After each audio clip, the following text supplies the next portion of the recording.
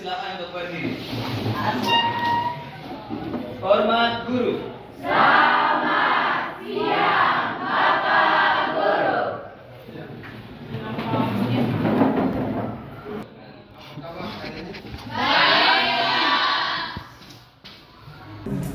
Hasil dulu kita masuk dalam materi kita, nanti kita sekarang kalau hasil dan tulis nama yang tidak kali berapa, yang kali berapa.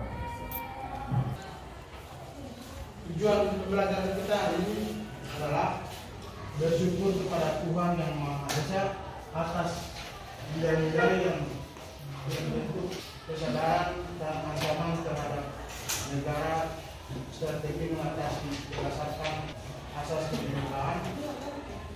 Yang kedua, responsif dan proaktif atas berbagai ancaman terhadap negara dan strategi mengatasi berdasarkan asas multilateralitas mengidentifikasi berbagai ancaman terhadap integrasi nasional.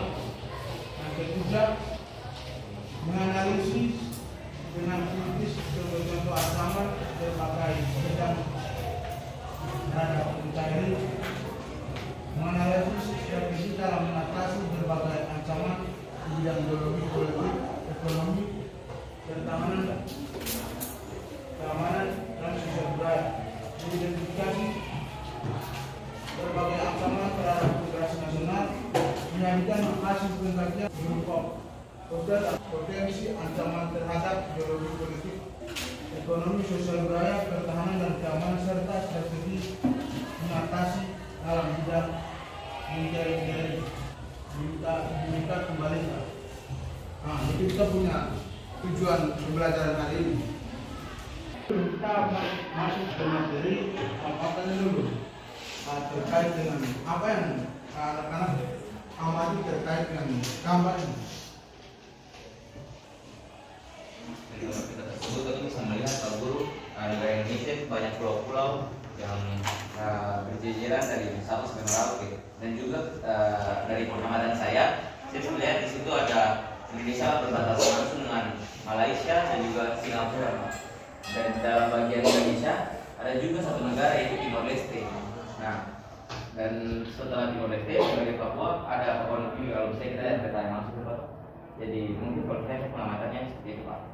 Jadi apakah ada negara-negara tetangga juga banyak ancaman yang dihadapi oleh negara kita, baik itu wilayahnya, terus batas lautnya, itu banyak sekali dihadapi oleh negara kita, tantangan maupun ancaman dalam negeri maupun luar negeri. Terus bagaimana kita sekarang belajar bagaimana untuk kita strategi untuk mengatasi ancaman-ancaman tersebut.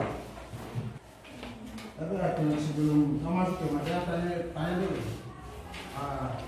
buat anak-anak sekalian, apa yang kalian ketahui strategi mengatasi berbagai ancaman dalam bidang ideologi, politik, sosial, budaya, pertahanan.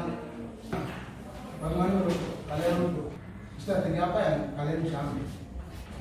Ya mungkin kalau mungkin tadi pendapat saya terkait dengan topik tersebut, kita sebagai anak-anak muda atau pelajar kita bisa ikut serta atau turut andil dalam kayak pemilahan atau pemilih informasi, memilih informasi yang baik dan benar, menjauhi berita-berita hoax yang dapat menyebabkan perpecahan daripada kita kaum muda saat ini Pak. Jadi itu mungkin langkah yang dapat kami lakukan sebagai pelajar.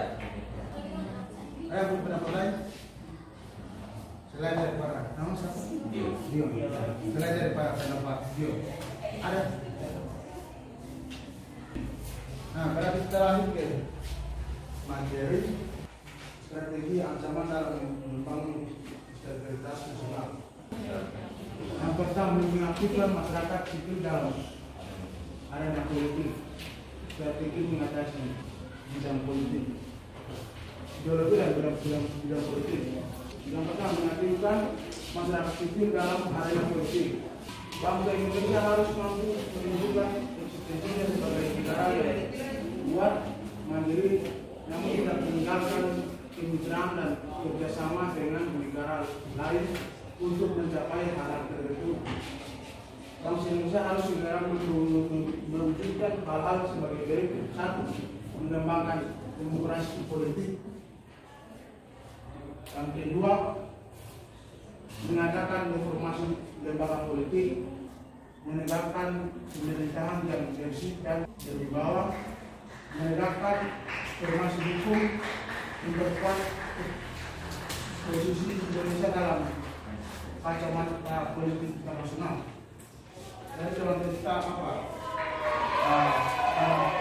ideologi dan politik di bidang ideologi dan politik itu untuk mengatasi ancaman itu kita bisa mengambil langkah tiga poin. Yang pertama kita mengembangkan demokrasi politik yang sebaik mungkin. Yang kedua, di lembaga-lembaga lain. Nah, kemudian yang ketiga, memperkuat kepercayaan rakyat dengan cara mengangkatkan pemerintahan yang bersih dan berwibawa. Untuk kita mencegah dari hal-hal seperti korupsi,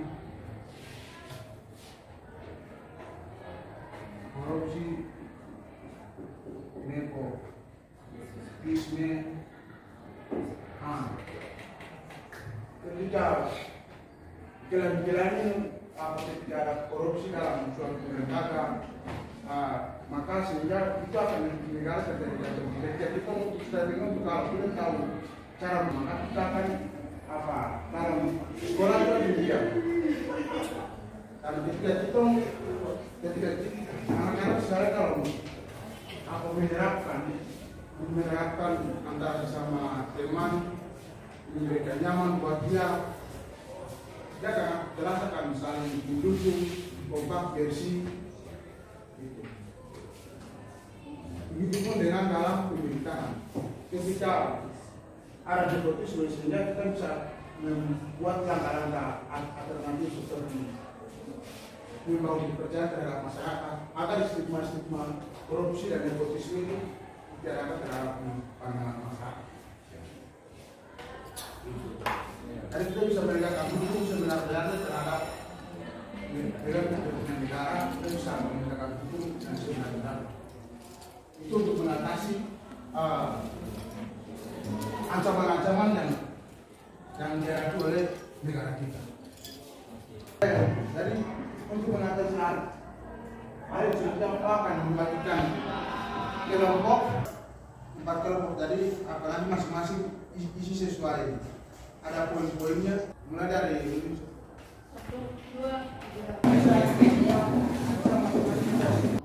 Kelompok 1 nanti kerjakan di nomor 1, kelompok 2 nanti kerjakan nomor 2, kelompok 4 kerja. Silakan bekerja waktu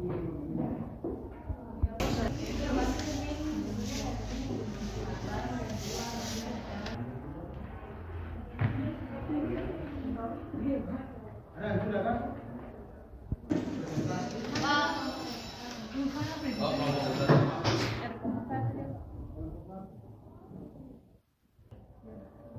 Baik, Pak Gubernur dan teman-teman, terima kasih atas kesempatan yang diberikan. Jadi kami dari kelompok 1 akan membahas terkait dengan hasil kerja kami kepada penyanyi. Silakan.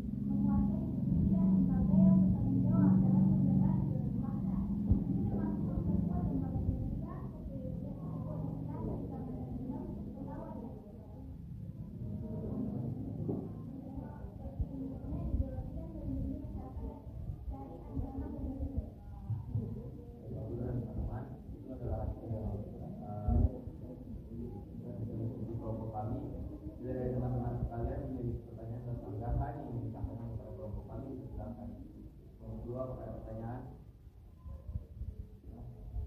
Kelompok 3, kelompok 4. Direktur.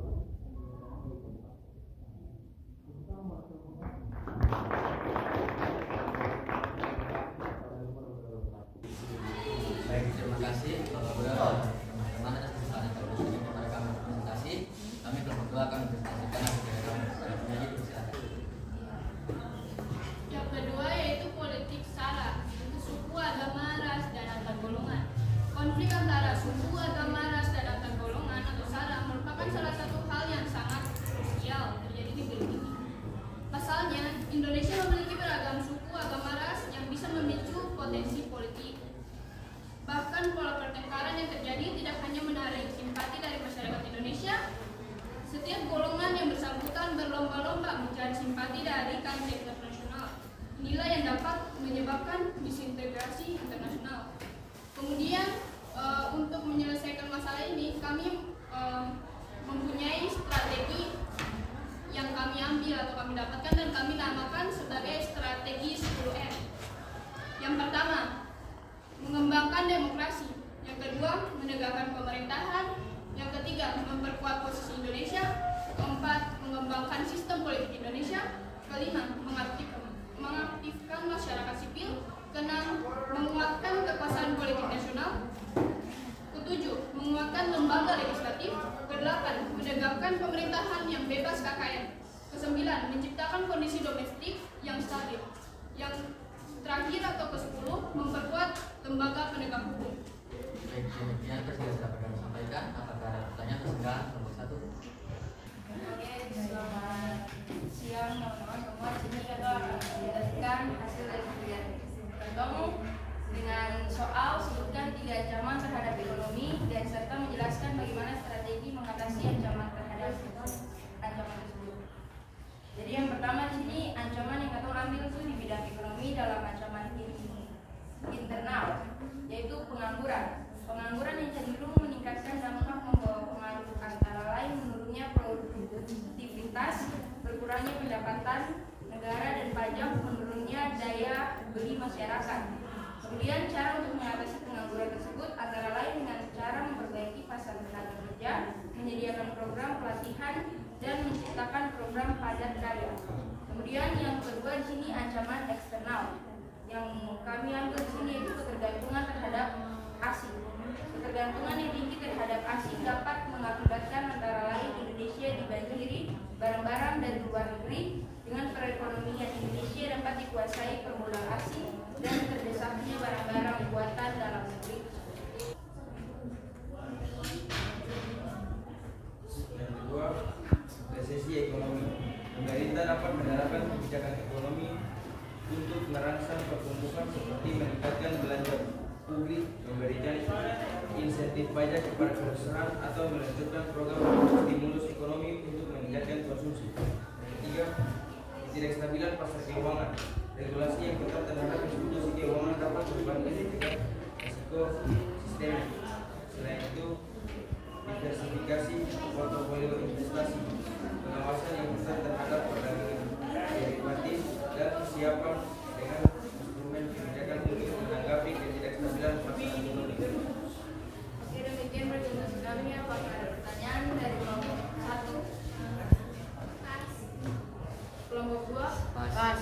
Di 4? Pas. Oke, terima kasih. Terima kasih.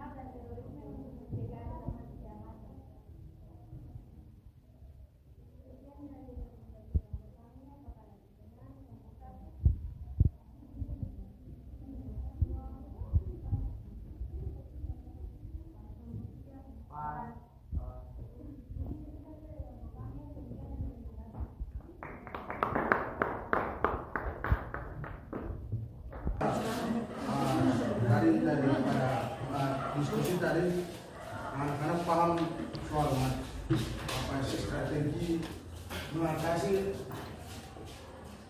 ancaman di bidang budaya dan politik. Paham atau aku masih belum? Paham. Paham? Karena apa yang tadi kita menyebutkan terkait dengan materi sudah tidak ancaman boleh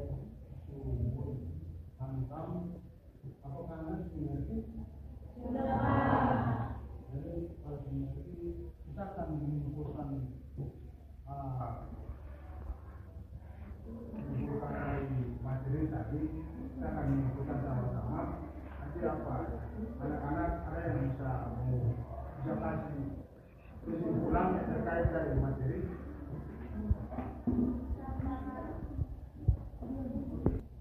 Sampaikan, saya cuma kesimpulan terkait dengan penanganan terhadap ancaman integrasi nasional. Nah, dari situ saya menyimpulkan kenapa sampai kita perlu untuk mewaspadai ancaman dari luar wilayah Indonesia, karena ada beberapa faktor yang mempengaruhi atau berpotensi menjadi ancaman. Contohnya yang tadi kita sama-sama yang saya sampaikan, Indonesia merupakan negara kepulauan dan juga Indonesia diakui oleh negara-negara asing. Dan kita semua ketahui teman-teman dan Pak Guru bahwa Indonesia merupakan negara yang sangat kaya, banyak orang yang melimpah maupun kebudayaan, bahasa daerah masih sangat melimpah di Indonesia. Nah, makanya sampai kenapa materi yang saya sebutkan sangat penting bagi kami, karena itu juga mempersiapkan kami sebagai masyarakat dan kelompok muda untuk tetap menjaga kedaulatan negara kita, negara Indonesia. Itu yang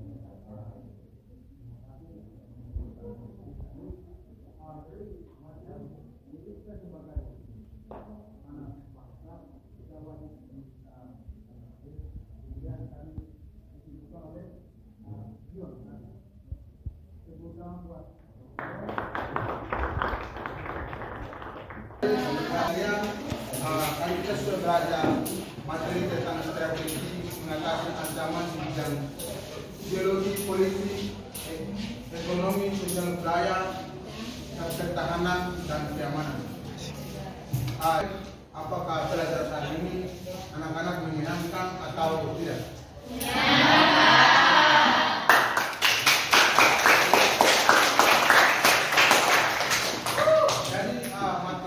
Selanjutnya kita akan dilanjutkan dari materi ketahanan nasional di minggu depan. Mungkin dari Pak materinya sampai di sini.